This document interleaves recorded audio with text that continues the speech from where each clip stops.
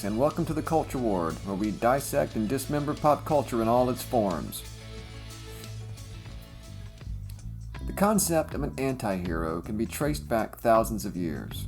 In Homer's Iliad, the character Thersites can be seen as an early anti-hero, as someone who voices criticism of the establishment.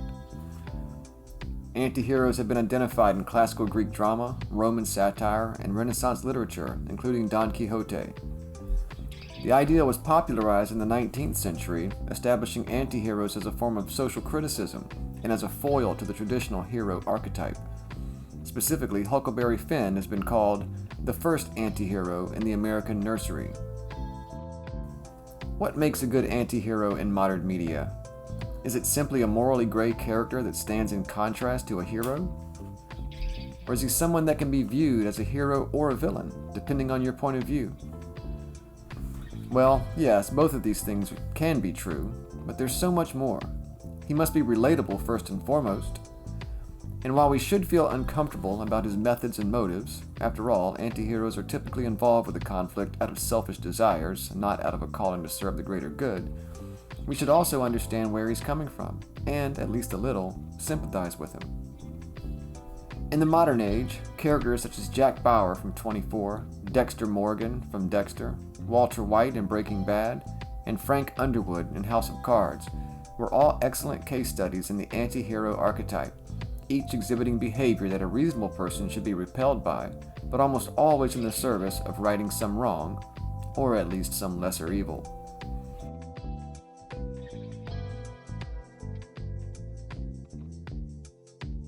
Comic books have long explored the concept of anti-hero as well, and have developed some of the most complex and nuanced characters through that lens, such as Wolverine, Deadpool, and Spawn. Today, we're talking about one of the greatest anti-heroes in comic history, the Punisher, who appeared in the latest episode of Daredevil Born Again and will likely return to the show before the end of the season. In the years before the Bronze Age, during the Silver Age of comics, most comics shied away from stories that were violent or scary, focusing more on diversity and defying stereotypes. This was due broadly to public sentiment, but more specifically to the Comics Code Authority, which was founded in 1954 to prevent publishers from publishing explicit content. However, by the early 1970s, attitudes had changed, and comic book stories got darker and more mature. He shows me a Spider-Man page in which somebody pops some pills and walks off a roof. I said, "Did you send it to the code?" "Yeah, I sent it to the code," and they rejected it. The self-regulating Comics Code Authority that came about in the 50s is still in full swing, policing all publications to ensure they are morally sound. Stan said he'd like to run the book without the code seal. Really? Wow. Thus, enter the Punisher. Francis Castiglione, or Frank Castle, was created by Jerry Conway, John Romita, and Ross Andru in 1974, first appearing in The Amazing Spider-Man number 129. Frank, a former U.S. Marine and Vietnam War veteran, becomes the Punisher, a murderous vigilante, after witnessing his family's deaths at the hands of the Mafia. At first, the Punisher was depicted as an assassin and antagonist of Spider-Man, someone hired by a Spider-Man villain, the Jackal, to make Spider-Man's life miserable. In his first appearance, the Punisher is actually out to kill Spider-Man, who was wanted at the time for the apparent murder of Norman Osborn. Originally envisioned to be just a second-tier character, his popularity actually surprised his creators, and he quickly became a marquee superhero, or anti-hero, as is more appropriate. Born in Queens, New York, Frank always had a violent streak, and even killed a Mafia gang member when he was only 10 years old by dumping homemade napalm on him.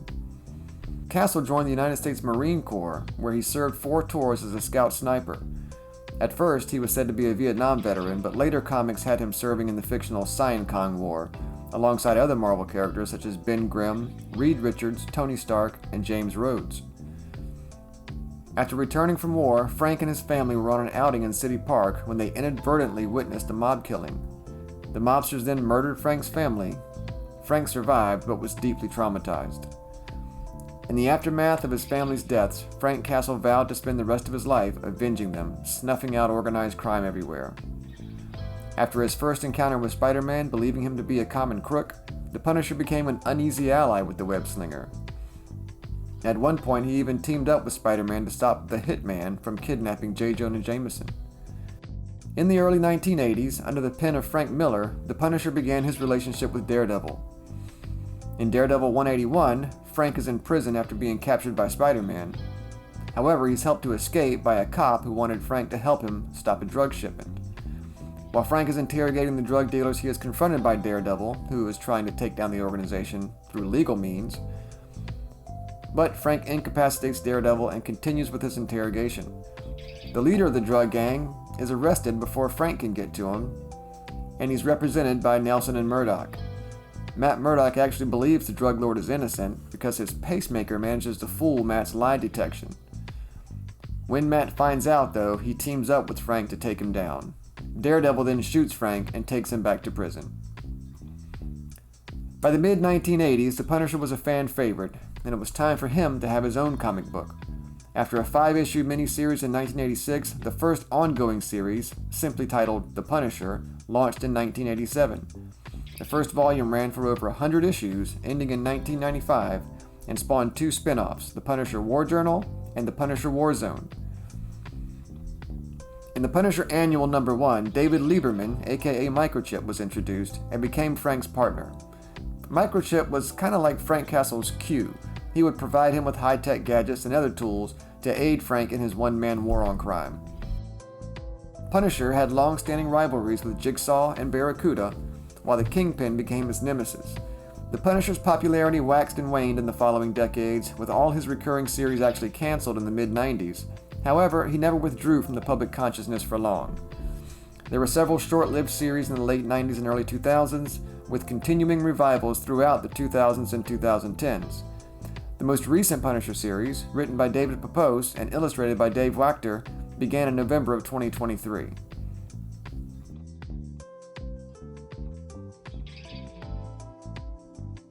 Frank Castle is an unenhanced human without any superhuman powers or abilities. He does, however, possess maximum human conditioning. He has developed levels of strength, speed, endurance, reflexes, and healing near the absolute limits of human capability. He also has an unusually high resilience and pain tolerance. Much like Daredevil, Frank Castle can take a beating, and he doesn't give up easy.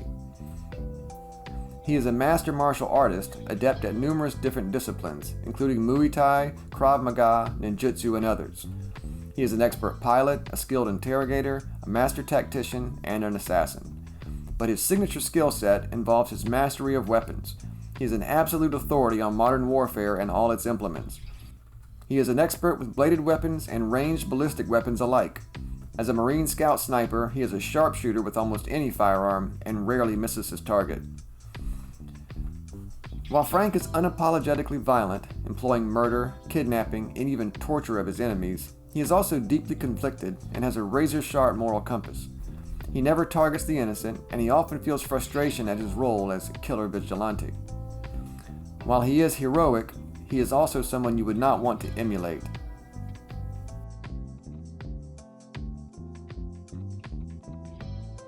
The Punisher has appeared in a few animated adaptations of Marvel Comics, including a cameo in the Superhero Squad show, voiced by the late Ray Stevenson. Thanks, Punisher. We really appreciate this. We're nothing but white blood cells, hunting the infection called crime, a sickness that sneaks in through the cracks, the way that Brussels sprouts sneak onto a plate of delicious macaroni and cheese. Sure, the city looks safe. Just push the Brussels sprouts to one side, right? Raw. No matter where you put them, their vile vegetable juices corrupt the whole plate. Oh. I'm out here to keep those stinking sprouts off the mac and cheese. Keep them from leaving the store in the first place. He also appeared as a variant of Frank Castle in an episode of Avengers Assemble, and as a robotic duplicate of the Punisher in the X-Men animated series. Most notably, he appeared in the 1990s Spider-Man animated show, voiced by John Beck. However, due to the fact that it was a show targeted to children, he only uses non-lethal weapons in that show, including concussive energy weapons and electrified nets.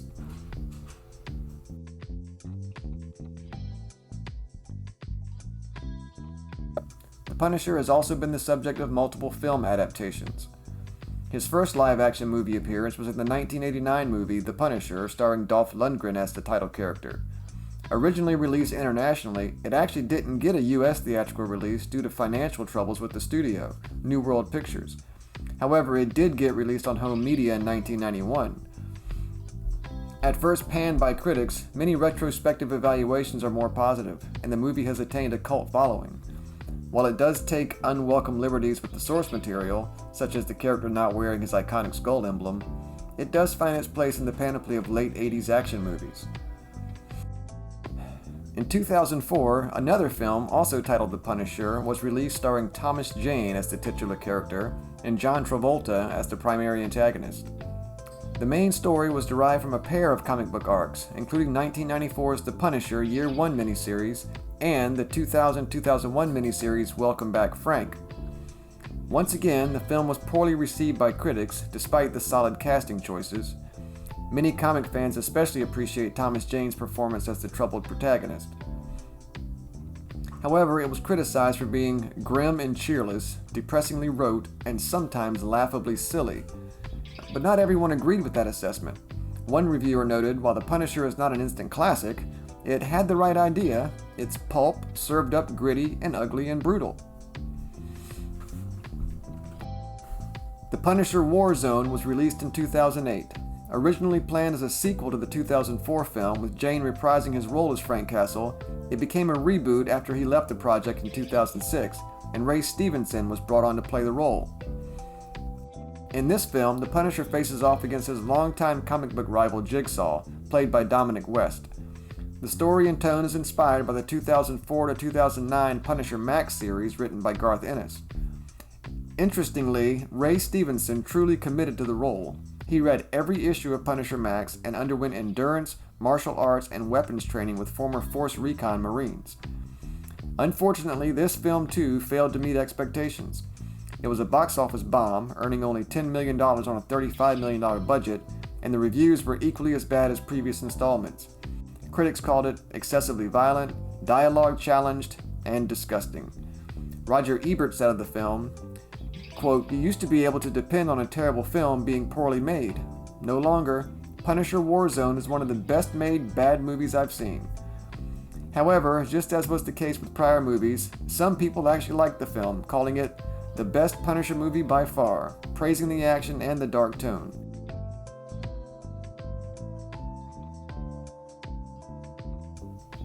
Finally, we come to the pièce de résistance, John Bernthal's portrayal of the Punisher in the Marvel Cinematic Universe. Once again, I have to issue a caveat. When the Punisher first appeared on Netflix alongside Daredevil, those shows were not considered continuous with the MCU. However, since early 2024, Marvel Studios has officially recognized the Netflix shows as canon in the MCU. Thus, henceforth, we will be referring to all those shows on Netflix, the good, the bad, and the meh, as part of the MCU. With that said, the Punisher first appeared in the MCU in Season 2 of the Netflix Daredevil series, which was released in 2016. The season begins with the massacre of the Kitchen Irish, an organized crime ring in Hell's Kitchen. What appears to be an army riddles the building with gunfire, killing nearly every person inside. It's discovered that the same thing happened to a biker gang called the Dogs of Hell. However, while Daredevil investigates the cartel, he finds out that their entire cache of weapons was stolen by a single man, who killed all the cartel members, hanging them on meat hooks. And this is how we find out that it's the Punisher killing all these organized criminals. The next several episodes follow the Punisher as he seeks out and murders organized criminals. We find out that Frank Castle was a scout sniper in the US Marines, and after he returned home from war in the Middle East, his family was killed, and he was shot in the head and left for dead during a botched sting operation in Central Park. Frank is therefore out for revenge against all the gangs that had a part in that park massacre. Frank is eventually arrested, and Nelson and Murdoch agree to take the case, believing that he will plead guilty to avoid the death penalty. However, he surprises them when he pleads not guilty, and promises to take the DA down too. Ultimately, Frank is convicted and sent to prison, where he meets Wilson Fisk, a.k.a. the Kingpin. This meeting results in that brutal cell block scene where Frank kills a dozen attackers after Kingpin sets him up. I don't want to spoil any more of this great show. If you haven't seen this series yet, you are wasting your life. While Season 2 as a whole isn't as good as Season 1, the first half, which focuses on the Punisher, is among the best of the show. After the success of Daredevil, the Punisher was given his own show on Netflix. Season 1 premiered in 2017. It follows the events of Daredevil Season 2, showing Frank trying to live a quiet life as a construction worker under a new identity, Pete Castiglione. After rescuing a co-worker from a group of criminals, Frank is pulled into a conspiracy when he is contacted by Micro, or David Lieberman, played perfectly by Eben Moss-Bachrach. He finds out that the Central Park massacre, when Frank's family was murdered, was a setup designed to assassinate Frank. Military and intelligence officials thought Frank had leaked a video of a high-profile assassination to Micro. Micro has been in hiding since he was apparently killed by these same officials the year before we meet him, and he's trying to expose the people responsible so he can return to his life and his family. So Frank teams up with Micro to get justice on the corrupt government agents that orchestrated the whole thing. They are aided by a Homeland Security agent named Madani. It's also revealed that one of Frank's former platoon mates, Billy Russo, is a part of the cover-up and attempt on Frank's life. Russo was Frank's best friend, best man at his wedding, and godfather of his children, but was also involved in the massacre of them all in Central Park. The season ends with the big showdown between Frank and Billy Russo after he takes down all the other corrupt officials. As usual, this is a simplified synopsis of the plot for Season 1. It's actually a pretty good show, despite mixed reviews. It did get a little long-winded at times, but Netflix did have to fill 13 hour-long episodes, so it's forgivable. Violent, gritty, and grounded, it fits neatly into the Marvel Netflix universe, and is definitely worth a watch if you haven't seen it. Season 2 of The Punisher, released in 2019, picks up approximately 1 year after the events of Season 1. Frank is apparently traveling and finds himself in a bar in a small town. He has a romantic affair with the bartender, and he seems to want to settle down. Unfortunately, the next night at the bar, he witnesses a young girl, Bendix, being hunted by some people and has to help her escape. We eventually find out that the girl has pictures of a murder, and she is being hunted by a group of criminals to recover those pictures and silence her. The primary antagonist is John Pilgrim, also called the Mennonite, who works for a corrupt family and is in charge of hunting down Bendix. Frank takes Bendix back to New York to investigate the people who are chasing them, and once again enlists the reluctant assistance of Madani. At the same time, Billy Russo, who Frank left alive but badly injured at the end of the last season, is still recovering in the hospital. He appears to have lost his memory and is having a hard time mentally adjusting. He escapes the hospital with the help of his psychiatrist, who has formed a romantic bond with him, and forms a violent gang. The season ends with Frank having to face off with the Mennonite, and then Billy Russo, a.k.a. Jigsaw, faces off with Agent Madani. And a bunch of other stuff. It's not a great season. It's overstuffed, has some weird story beats, and almost seems comical at times. The Mennonite is a pretty good villain. The contrast between his devout faith and his brutal violence is interesting, and the actor did a good job. Billy Russo's story was weird and almost a separate show. It took us out of the action with Frank and was more Madani's story than the Punisher's. You don't really need to see it, probably. I seriously doubt they're going to pick up where it left off. But there are definitely worse shows, and there are still some good moments in it. Bernthal, as always, just nails the role, but he's just not given much to work with in this one. Once again, when Netflix canceled all their Marvel shows in the fall of 2018, it seemed like we were losing these characters forever. Even after Daredevil Born Again was announced, it didn't seem likely that the Punisher would be making a return, since the new show was rumored to be more lighthearted than the Netflix shows. However, following the creative overhaul to the show in 2023, it was announced that Jon Bernthal would be returning to play Frank Castle in the new show. Not much is known about his involvement yet, although we did get our first look at him in episode 4 of the show, which aired last week.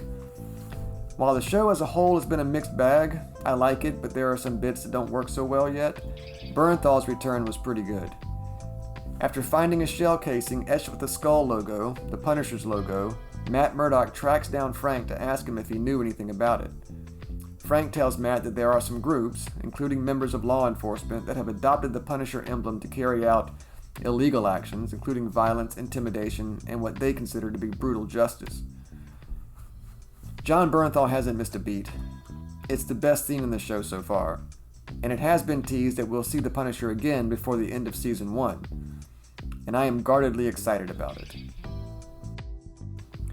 John Bernthal's portrayal of the character fits the anti-hero archetype perfectly.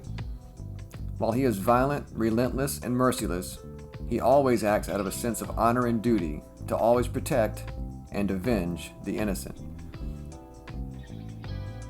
And Bernthal is so good at conveying the conflict that always bubbles under the surface.